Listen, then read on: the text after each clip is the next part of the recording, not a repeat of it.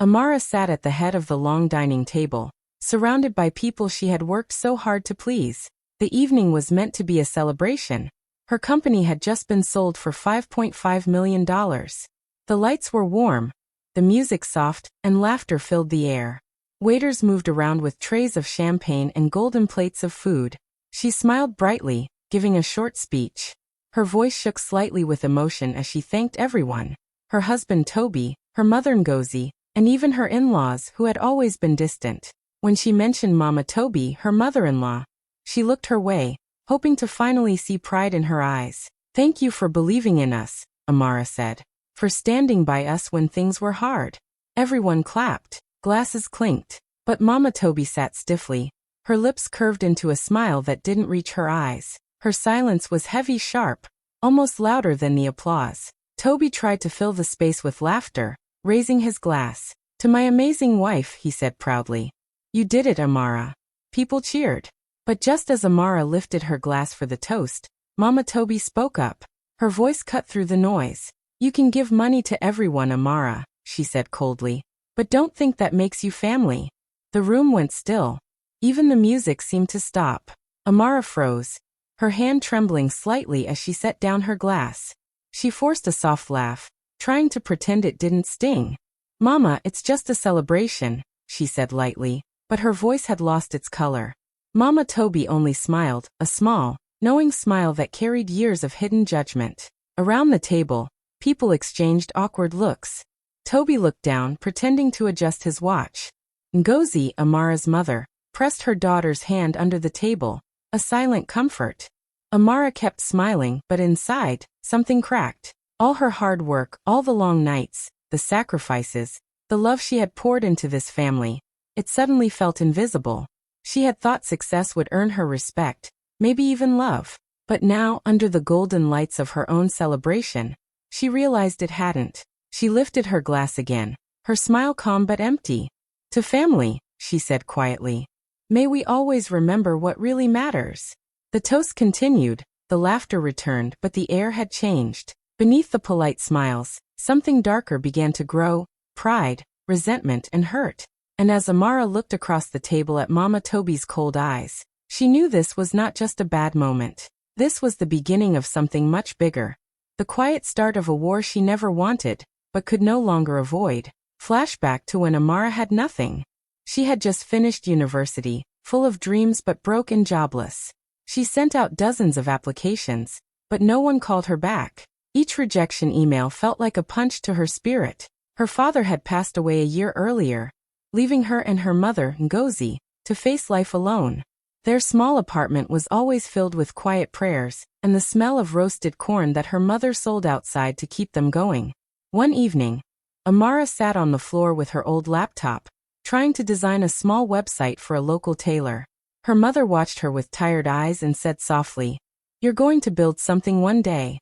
I can feel it." When Amara needed money to buy better equipment, her mother did something that broke her heart. She sold her late husband's gold watch and a few pieces of jewelry she had kept for years. "Take it," she said. "It's time we invest in your future." Amara cried but accepted it. That moment became her first lesson in sacrifice and faith. A few months later, she met Toby. He was confident, funny, and from a rich family. He liked how hardworking she was, and she loved how supportive he seemed. When he introduced her to his mother, Mama Toby, the woman's smile didn't reach her eyes. "She's marrying you for status," she warned her son later. But Toby didn't care. They got married anyway, in a small but beautiful ceremony. Married life started with hope. Amara wanted to build something of her own, something that would make both families proud. She spent nights teaching herself coding, watching free tutorials, and writing business ideas in old notebooks. Toby would sometimes complain that she worked too much, but she didn't stop. One night, after several failed ideas, she came up with an app called PayLink, a simple way for people to send and receive payments across Nigeria. She spent months pitching it to investors who turned her down, but she kept going. Then one day, a small investor saw her passion and gave her a chance. That single chance changed everything. PayLink took off faster than she ever expected. Within a year, the app became one of the top financial tools for small business owners. Amara's name started to appear in newspapers and tech magazines. She was invited to speak at events. Her dream had finally come true. Toby's family began to enjoy the success too. Amara paid off her in-laws' debts, helped Toby's younger brother find a job, and even built a new house for her mother. She took care of everyone, her siblings, her mother, and her husband's family. She gave without holding back, because she believed love was shown through generosity. But behind the smiles and thank yous, something always felt off. Mama Toby never changed her opinion. Even when Amara paid for her medical bills or sent gifts, she acted as if it was nothing. Money can't buy respect, she once said sharply. Toby, on the other hand, started to feel small next to his wife's success. His own business wasn't doing well, and people often introduced him as Amara's husband. She noticed the shift, how his pride began to fade into quiet resentment. He still smiled in public, but at home, the warmth between them slowly cooled. Amara tried to fix things. She would remind him, "We're a team, Toby. Your win is my win." But deep down, she knew something had changed. She was building an empire, yet losing the love and approval she wanted most. Even with millions in her account and people calling her a role model, Amara sometimes sat alone at night wondering why it didn't feel like victory. She had built everything from nothing. The wealth, the name, the comfort. Yet she still felt like that young girl begging for acceptance. What she didn't realize was that her biggest battle wasn't with the world anymore. It was with the very people she had given everything to. After the company sale, Amara felt it was time to give back to everyone who had stood by her. She wanted to do something big, something that would bring her whole family together. So she bought a large mansion on the edge of Lagos, big enough for her mother, her husband, and even her in-laws to live in comfortably. She spent weeks preparing the surprise. She decorated each room with care, choosing colors she knew everyone would like. For her mother-in-law, she set up a special sitting room filled with fine furniture and soft curtains. "Now we'll all live under one roof," Amara said to herself. "Maybe this will finally make Mama Toby accept me." When the day came, the family arrived, curious and excited. Amara smiled as she handed them the envelope with the property documents inside. "This is for all of us," she said happily. "A home where everyone belongs." For a moment, the room went quiet. Then her mother clapped joyfully and hugged her. Toby looked amazed but proud. But Mama Toby's expression didn't change. She opened the envelope slowly, looked at the papers, then looked up with cold eyes. "You bought this house?" she asked. "Yes," Amara said, her smile warm but nervous. "It's ours now. I wanted us to live together like one big family." Mama Toby stood up sharply. "You think you can buy this family with your money?" Her voice was hard and filled with anger. Everyone froze. "Mama, please," Toby began, but she raised her hand to silence him. "You're turning my son into your houseboy," she shouted. "Everywhere we go, people say he's living off his wife's money. Do you think this is love? No. This is pride. This is control." Amara's smile disappeared. Her chest felt tight. "That's not true," she said quietly. "I did this for all of us, for peace." But Mama Toby didn't stop. "Peace," she scoffed. "Real wives don't compete with their husbands. You want to be the man in this marriage." The room fell silent. Even Toby looked shocked, but he didn't say a word. Amara turned to him, waiting for him to defend her, to say something, anything. But he kept his head down. The silence cut deeper than words ever could. Finally, Amara took a shaky breath. "I just wanted to make life easier," she whispered. "I never meant to offend anyone." Mama Toby sat back down, folding her arms with a bitter smile. "Keep your mansion," she said coldly. "But remember, respect can't be bought." Dinner ended in tension. No one ate much. Toby tried to act normal, but the damage had already been done. That night, Amara sat in their new bedroom, her heart heavy. She replayed everything in her mind, wondering what she had done wrong. When she heard voices from the living room, she quietly walked to the door. It was Toby and his mother. "Mama, please don't talk like that," he said softly. "I'm only saying the truth," Mama Toby replied. "She's forgetting her place. All this money has gone to her head. You need to remind her who the man of the house is." Amara's hands trembled as she stood outside the door listening. Then she heard Toby's voice, low but clear. "Maybe you're right, Mama. Maybe she's become too proud." Her heart broke. She turned away quietly, tears filling her eyes. It wasn't just about the words, it was about everything she had given, and how little it meant. That night, for the first time, she felt completely alone in her marriage. The mansion that was meant to bring the family together had done the opposite. It had opened old wounds and started a silent war Amara never saw coming. Days turned into weeks of silence and cold shoulders. The laughter that once filled the house had disappeared.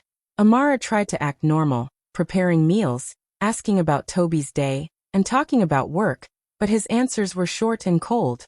He avoided her eyes, and when he spoke his tone was sharp. Mama Toby, meanwhile, had quietly taken control of the house. She often called Toby aside, whispering to him in private. Whenever Amara entered the room, their voices would stop. At first, Amara tried to ignore it, telling herself things would get better with time. But soon, she began to notice changes in her husband. Small, painful changes. He stopped joining her at business events, saying he didn't want people thinking he was just Mr. Amara.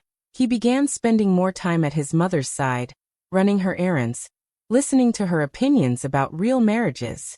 Mama Toby would often say, loud enough for Amara to hear, "A man who lets his wife lead will lose his dignity." Amara stayed quiet, swallowing her pride, believing that kindness would win them over one day. But the distance only grew wider. One morning, she sat beside Toby at breakfast and said softly, "I was thinking, maybe we could start a business together.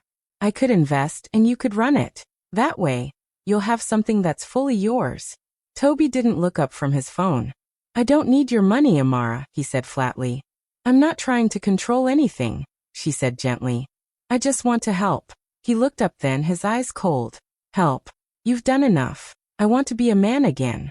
The words hit her like a slap. She sat there quietly, watching the man she loved turn into a stranger. Soon rumors started spreading, ugly whispers from relatives and friends. Some said Amara controlled her husband. Others claimed Toby was unhappy because his wife acted like the boss. Invitations stopped coming. People who once praised her now looked at her with judgment. Her mother, Ngozi, noticed the change in her daughter's voice during their calls. "You sound tired, Amara," she said one evening. "Don't let their pride drag you down. Pride will cost you everything if you don't protect your peace." But peace felt impossible. One night, while reviewing her company's monthly financial report, Amara noticed something strange. A 10 million Nigerian nairas withdrawal from one of her business accounts. The transaction was labeled family needs, but she didn't remember approving it. Her heart started to race. She checked the records again, tracing the account activity carefully. The transfer was authorized under Toby's name. When he came home that night, she tried to stay calm. "Toby," she said carefully, holding the printed statement in her hand, "did you take 10 million Nigerian nairas from my business account?" He looked startled for a moment, but quickly recovered. "Yes," he said casually. "It was for some family expenses. Mama needed some things handled urgently." 10 million naira, Toby?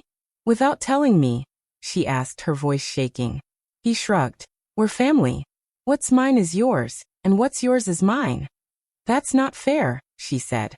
"You know there are business partners involved. You can't just take money like that." His eyes hardened.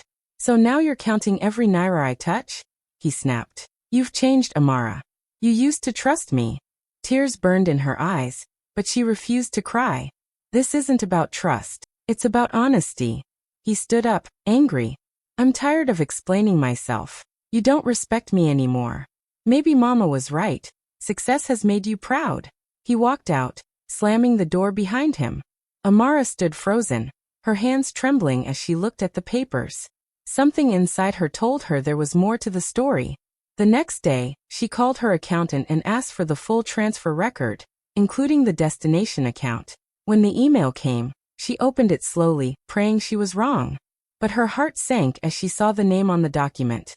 Mrs. Toboloba Adedeji, Mama Toby's account. She couldn't breathe. The betrayal hit her harder than anything before. It wasn't just about the money, it was about trust, love, and respect, all broken in one moment. That night, she sat in the dark living room, staring at the house she had bought for everyone. It no longer felt like home. It felt like a prison built from her own kindness. The family she had tried to unite was tearing her apart piece by piece. And for the first time, Amara began to wonder if walking away might be the only way to survive. One night, everything finally broke. The tension that had been building for weeks could no longer stay hidden. Voices rose from the living room, Amara and Toby shouting at each other while the rest of the family listened from their seats.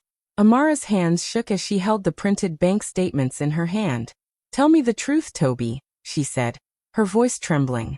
"Did you take the 10 million Nigerian nairas and send it to your mother's account?" Toby avoided her eyes. "Amara, it's not what you think," he said quickly. "Mama needed help. I was only trying to do the right thing." "The right thing?" Amara's voice cracked. "The right thing is to steal from your wife's company and lie about it." Mama Toby stood up, her face full of anger. "Enough," she shouted. "How dare you speak to my son like that? You can have all the money in the world, but you'll never buy respect in this family." The room went silent. Her words hit Amara like a knife. She looked around, her husband, her in-laws, everyone staring. Her heart pounded in her chest, but she refused to back down. "I'm not asking for respect," she said quietly. "I'm asking for honesty." She laid the papers on the table. Bank statements showing the transfer straight from her company account into Mama Toby's name. "This," Amara said, her voice shaking, "is what you did behind my back." Gasps filled the room. Toby's younger brother leaned forward to look. "Mama, is this true?" "Mama tois face hardened." "I don't owe anyone an explanation," she said coldly. "She has more than enough. What's 10 million to a woman who wants to control everyone?" Amara took a deep breath, tears gathering in her eyes. "I never wanted to control anyone," she whispered. "All I ever wanted was to be part of this family." Toby finally spoke, his tone defensive. "You're overreacting, Amara. It was just money. You've become so focused on your business that you've forgotten what family means." She turned to him slowly. "Family," she repeated softly. "You mean the family that uses me, lies to me, and talks about me behind my back?" He looked down, unable to answer. Her mother, Ngozi, who had been sitting quietly in the corner, spoke gently. "Amara, my daughter, peace is worth more than any mansion or business.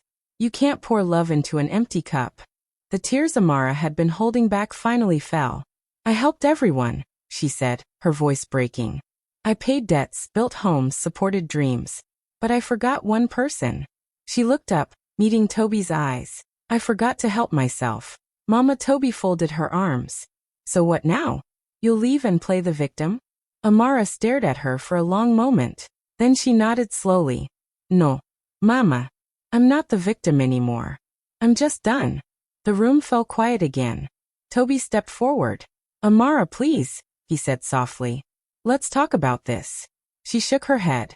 "We've talked enough. You made your choice the day you sided with lies instead of love." She walked to the bedroom, tears rolling down her face, and began to pack her things. Each item she folded into the suitcase felt like a piece of her old life being left behind.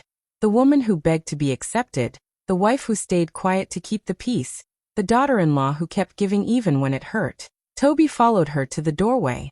"You're really leaving?" he asked weakly. Amara didn't look up. "Yes," she said quietly. "Because staying here means losing myself." She zipped the suitcase, lifted it, and walked past him without another word. As she reached the front door, she paused and looked back one last time. Mama Toby sat stiffly on the couch, her face full of pride but her eyes uncertain. "Take care of each other," Amara said softly. "You'll need each other now more than ever." Then she stepped out into the night air. The wind brushed against her face, cool and freeing. For the first time in a long while, she felt her heart beating for herself. Not for approval, not for acceptance, but for peace. As she walked away from the house, the tears on her cheeks turned into a quiet smile. The pain was deep, but so was the relief. That night marked the end of her marriage, and the beginning of her freedom. Months later, Amara lives alone in a small apartment, free, but emotionally drained. The silence feels different now. It's no longer cold or heavy, it's peaceful. She starts to rebuild her life step by step. She wakes up early, makes her own breakfast, and smiles at the sunlight through her window. Her business grows again, but this time she runs it with balance, not pressure. Amara begins mentoring young women who want to start their own businesses. She teaches them about strength, confidence, and how to protect their peace. Many of them look up to her, not just for her success, but for her story. She also reconnects with her mother. They share long talks over tea, laughing and healing old wounds. Her mother tells her, "Peace is the best prophet, my child." And Amara finally understands. One day, she receives a message from Toby. He says Mama Toby has fallen very ill and that she regrets everything.